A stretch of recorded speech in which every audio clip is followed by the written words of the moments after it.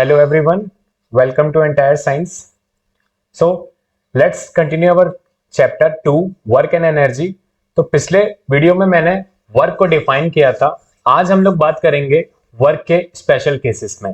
तो इससे पहले मैं बता दूं, पिछले वीडियोस में हमने वर्क की डेफिनेशन को क्लियर किया था, वर्क किस चीज पर डिपेंड करता है और वर्क कैसे केसेस के हिसाब से चेंज हो सकता है। आज हम लोग बात करेंगे वर्क के स्पेशल केसेस की।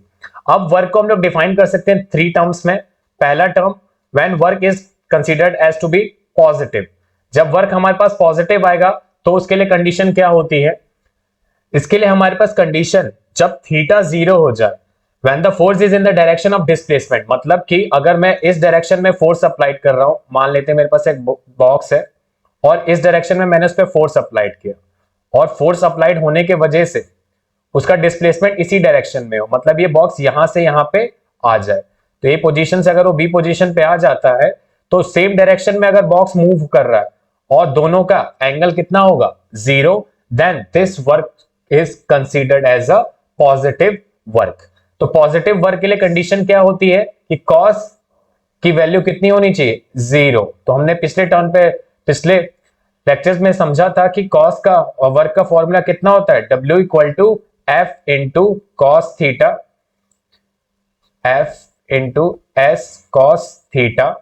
तो अगर यहां कॉस थीटा की वैल्यू 0 हो जाएगी, मतलब फोर्स और डिस्प्लेसमेंट सेम एंगल में होंगे, तो हमारे पास वो वर्क पॉजिटिव कहलाएगा। अब इसको एग्जांपल के थ्रू समझते हैं कि वर्क पॉजिटिव कैसे होता है।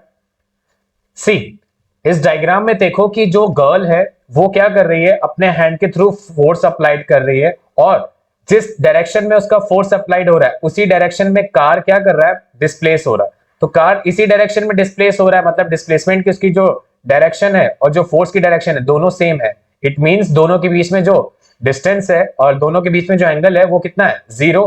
तो यहाँ पे जब मेरे पास थीटा 0 हो जाएगा, थीटा 0 क्यों हो रहा है? आई रिपीट, बिकॉज यहाँ पे जो फोर्स है वो सेम डायरेक्शन में अप्लाई किया जा रहा है और डिस्प्लेसमेंट भी उसी डायरेक्शन में होगा। तो इस वजह से हमारे पास थीटा कितना हो जाएगा? 0। और इस कंडीशन में हमारे पास वर्क के लिए फॉर्मूला कितना हो जाएगा? F into S, and this is the condition for positive work done. Next example में देखो कि जब अगर बॉल ग्रेविटी के प्रेजेंस में ऊपर से नीचे गिरती है, तो ग्रेविटी हमें पता है उसका फॉर्मूला होता है F equal to M G, that is mass into gravity. अब F इक्वल टू mg अगर किसी बॉल पे अप्लाई होता है वो सेम डायरेक्शन में नीचे गिर जाए, मतलब कि इधर की डायरेक्शन उसकी फोर्स की इधर ही है नीचे, और बॉल भी हमारे पास क्या हो रही है? ऊपर से नीचे आ रही है, मतलब डिस्प्लेसमेंट का यहाँ पे जो डिस्टेंस है वो उसी डायरेक्शन में जिस डायरेक्शन में फोर्स है। तो यहाँ पे हमारे पास वर्क क्या हो जाएगा? पॉजिटिव वर्क हो जाएगा। तो यहाँ पे डिस्प्लेसमेंट को समझना, डिस्प्लेसमेंट को H से रिप्लेस कर सकते हैं। जरूरी नहीं है कोई बॉडी हॉरिजॉन्टली मूव करे, ऐसा कोई कंपलसरी नहीं कि कोई बॉडी हॉरिजॉन्टली मूव करे तभी हमारे पास वो केस वर्क डन में आ सकता है। एस हमारे पास रिप्लेस हो सकता है। इस केस से देखो एच से रिप्लेस किया गया है।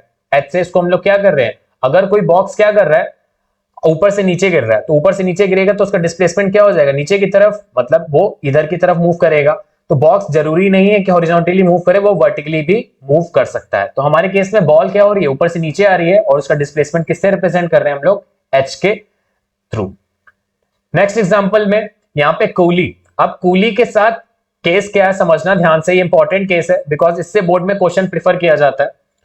लाइक यहाँ पे एग्जांपल में कूली ने वेट उठा रखा है कुछ। अब जो वेट का एंगल और कूली के जो वेट का होगा, दोनों का एंगल ग्रेविटी के हिसाब से तो इक्वल हो जाएगा, बिकॉज कि ग्रेविटी इस पर्सन के ऊपर जो लग रही होगी नीचे की तरफ लग रही होगी, और अगर उस पर्सन ने उस वेट को अपने सर के ऊपर रखा है कूली ने, तो वो क्या होगा? उसके जो मास होगा, जो उसका मास होगा वेट, उसके वजह से जो नीचे फोर्स अप्लाइड होगी और कूली के जो टोटल मास होगा उसका भी फोर्स क्या होगा? नीचे की तरफ ही अप्लाइड होगा, because gravity always act downwards. तो ग्रेविटी डाउनवर्ड्स के एक्ट करने के वजह से दोनों का मास इक्वल कंसीडर किया जाएगा और हम लोग क्या कह सकते हैं कि टोटल मास हो गया है। मतलब कि अगर मैं बात करूं तो एक पूरा टोटल मास कंसीडर कर लिया जाएगा, पर्सन का मास और उसके ऊपर जो सर पे रखा है उसने वेट, उसका मास एक कंसीडर कर लिया जाएगा और हमारे पास फॉर्मूला क्या बन जाएगा? W equal to mgh। तो mgh के टर्म्स में यहाँ पे क्या है? वर्क डन जो कूली कर रहा है वो कितना कर रहा है? पॉजिटिव वर्क डन कर रहा है, बिकॉज जो उसका वेट है जो उसने उठा रखा है अपने सर पे, उसका वेट और उसके ऊपर लगने वाले फोर्स ग्रेविटी का वेट सेम डायरेक्शन में है, दैट इज व्हाई ये एक पॉजिटिव केस होता है। अब बात करेंगे नेगेटिव केस के लिए। What is negative case? Work में कैसे नेगेटिव केस बन सकता है? अगर फोर्स अप्लाइड और डिस्प्लेसमेंट का एंगल 180 डिग्री हो जाए तो वो केस हमारे पास क्या बनता है? Negative work done. और थीटा की वैल्यू अगर मैं रख दूं यहां पे 180 डिग्री, तो cos 180 की वैल्यू होती है -1 और हमारा वर्क क्या हो जाएगा? W equal to -F/s। अब इसको समझते हैं कि वर्क डन नेगेटिव किस केसेस में हो सकता है, कुछ एग्जांपल के थ्रू।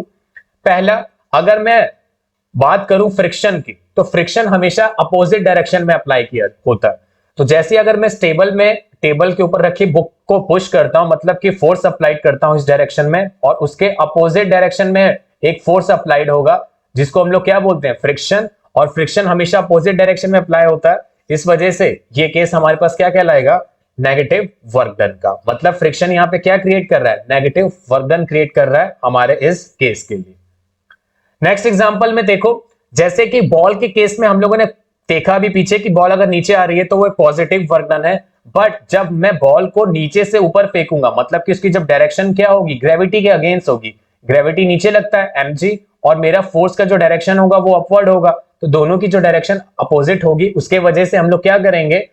वहां पे नेगेटिव डायरेक्शन क्रिएट होगा, मतलब कि -mgh होगा। तो हमारे फोर्स की डायरेक्शन क्या हो जाएगी वहां पे? माइनस, एंड इसके थ्रू ये एक नेगेटिव केस बन जाता है। नेक्स्ट केस 3 में, अब केस 3 क्या बन सकता है? Work done 0। अब वर्क डन 0 भी हो सकता है। कैसे? वर्क डन 0 होने का केस मैंने समझाया था कि जब डिस्प्लेसमेंट 0 हो जाए तो वर्क डन हमारे पास क्या कहलाता है? 0 कहलाता है। बट अगर मैं बात करूं एक और केस के, when displacement is normal to the direction of force, मतलब जब डिस्प्लेसमेंट नॉर्मल हो जाए डायरेक्ट उसके, तो यहां पे अगर मैं थीटा को कितना ले लूं, ये थीटा लिखा हुआ है, दैट इज अगर मैं थीटा को 90 डिग्री ले लेता हूं तो हमारे पास वर्क डन क्या हो सकता है? 0 हो सकता है। तो वर्क डन केस 0 कब बनेगा? जब मेरे पास कॉस की वैल्यू कितनी हो जाएगी? 90 डिग्री, एंड इस केस में हमारे पास वो 0 हो जाएगा। एग्जांपल देख लेते हैं। एग्जांपल के थ्रू, अगर हम लोग अपने दोनों हैंड्स में बैग को कैरी करें या कुछ वेट को कैरी करते हैं और वहां से मूवमेंट ना करें, तो हमारा वर्क डन कितना रहता है? 0 रहता है। दूसरा, अगर कोई बॉडी सर्कुलर पाथ पे रोटेट करती है और वो हॉरिजॉन्टल प्लेन पे मूव कर रही है, तो उसका जो वर्क डन होगा वो कितना रहता है? 0 रहता है। मतलब कि कोई बॉडी अगर हॉरिजॉन्टली मूव कर रही है, सर्कुलर पाथ पे मूव कर रही है, तो वो जहां से स्टार्ट होगी वहीं पे वापस आ जाएगा, और उसका परपेंडिकुलर डायरेक्शन हमारे पास क्या कहलाएगा? 0। और cos 90 की वैल्यू कितनी होती है? 0। और इस केस में हमारे पास वर्क डन कितना हो जाएगा? 0 हो जाएगा। ये इंपॉर्टेंट केस है, जरा ध्यान से समझ लेना इस चीज को कि वर्क डन कब 0 होता है? जब cos की वैल्यू 90 हो जाएगी। इन शॉर्ट, अगर मैं तीनों को सम अप कर दूं, मतलब तीनों केसेस को मैं बात करूं, तो क्या हो रहा है यहां पे? पहले केस में हमारे पास क्या बना? पहले केस में हम लोगों ने देखा कि cos की वैल्यू कितनी हो रही है? 0। दूसरे केस में हमारे पास कितना हो रहा है? cos की वैल्यू हो रही है 180, और तीसरे केस में हमारे पास हो रहा है cos की वैल्यू 90 डिग्री। अगर cos के टर्म में तुम्हें वैल्यू भी याद रहेगा तो हमें याद हेल्प मिलेगी इससे कि वर्क डन कब कब क्या होता है? पॉजिटिव, नेगेटिव और 0। तो यहाँ पे cos के टर्म में हम लोग यहाँ पे समझ रहे हैं कि वर्क डन कैसे काम करता है। नेक्स्ट बात करते हैं work done by the force of gravity. अब मैंने पीछे एक केस लिया था जिसमें बॉल के ऊपर ग्रेविटी सेम डायरेक्शन में अप्लाइड हो रही थी, वो पॉजिटिव वर्क डन बन जा रहा था।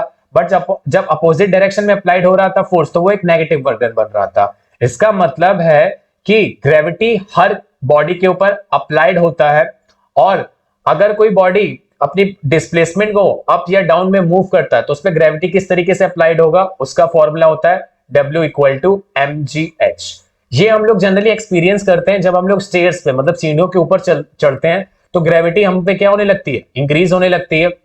और स्लोप से नीचे अगर उतरते हैं तो ग्रेविटी भी हमारे साथ, मतलब सेम डायरेक्शन में हो जाती है।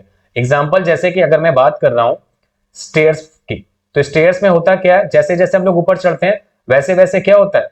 फोर्स, ग्रेविटी हमको नीचे की तरफ खींचता है, मतलब कि मैं नेगेटिव वर्क डन कर रहा हूं। और जब मैं ऊपर से नीचे आता हूं स्टेयर से, तो क्या करता हूं? Positive work done. तो अगर मैं ग्रेविटी के प्रेजेंस में सेम डायरेक्शन में होऊंगा तो पॉजिटिव हो जाऊंगा, अगर अपोजिट जाऊंगा तो नेगेटिव हो जाएगा। यहाँ पे स्टेयर्स के लिए एक फॉर्मूले में चेंज कर लेना कि h की अगर वैल्यू दी गई है, स्टेयर्स का केस पूछा जा रहा है, तो वहां पे नंबर ऑफ स्टेयर्स को हाइट ऑफ ईच स्टेयर से मल्टीप्लाई कर दोगे तो हमारे पास h निकल आएगा। अगर किसी क्वेश्चन में W इक्वल टू mgh में h स्टेयर्स के लिए पूछ रहा है तो यहाँ पे ये पुट अप कर देना, इससे सोल्यूशन इजीली फाउंड हो जाएगा। एलिवेटर वाले केस में या स्लोप वाले केस में या लिफ्ट या एलिवेटर एक ही बात है। अगर दोनों में ऐसा कुछ आता है तो वहां पे कोई फॉर्मूले में चेंज करने की जरूरत नहीं है। हाँ, पर स्टेयर्स वाले केस में एच को यहाँ पे हम लोग थोड़ा सा चेंज करेंगे। नेक्स्ट देखते हैं what are unit of work. तो यूनिट क्या होती है वर्क की? एसआई यूनिट हमें पता है जूल होती है, और 1 जूल की वैल्यू कितनी होती है? 1 न्यूटन इंटू मीटर। और 1 न्यूटन मीटर को हम लोग कैसे डिफाइन कर सकते हैं? अगर मैं 1 जूल ऑफ वर्क बोलता हूं, मतलब कि अगर मैं एक न्यूटन फोर्स का 1 फोर्स न्यूटन अप्लाई करता हूं, तो अगर बॉडी 1 मीटर तक डिस्प्लेस होती है तो वो एक क्या हो जाएगा? 1 जूल वर्क हो जाएगा। नॉर्मल लैंग्वेज में 1 न्यूटन की फोर्स लगाओ किसी बॉडी पे, अगर वो 1 मीटर तक डिस्प्लेस होती है तो उसको हम लोग क्या बोलेंगे? 1 जूल ऑफ वर्क बोलेंगे।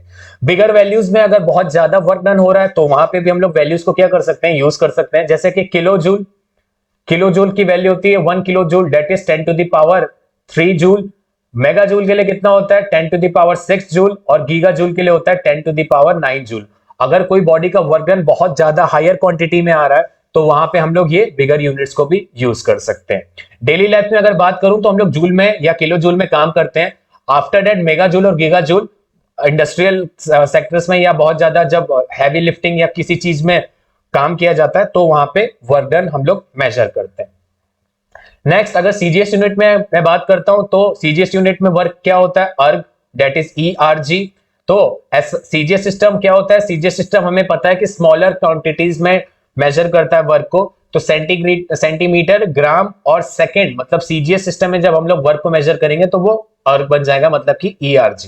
और 1 अर्ज की वैल्यू कितनी होती है? That is 1 dyne into centimetre. तो उसको डिफाइन करेंगे तो 1 अर्ग का डेफिनेशन क्या बन जाएगा हमारे पास? दैट इज 1 वर्क क्या होता है? अगर मैं एक डाइन की फोर्स अप्लाइड करता हूं और कोई बॉडी 1 सेंटीमीटर तक डिस्प्लेस हो जाए, then it will be known as 1 ERG या 1 अर्ग। तो अगर किसी बॉडी को, अगर बहुत छोटी सी कोई बॉडी है, अगर उसमें मैं फोर्स अप्लाइड कर दूं और वो 1 सेंटीमीटर तक आगे डिस्प्लेस हो जाए तो वो एक वर्क डन हमारे पास कितना का हो रहा है? वो 1 ERG का वर्क डन हमारे पास होता है। Next, what is relation between joule and अर्ग? ये क्वेश्चन इंपॉर्टेंट है बिकॉज ये प्रूविंग के लिए आ सकता है बोर्ड्स में कि जूल और अर्ग में क्या रिलेशन होता है।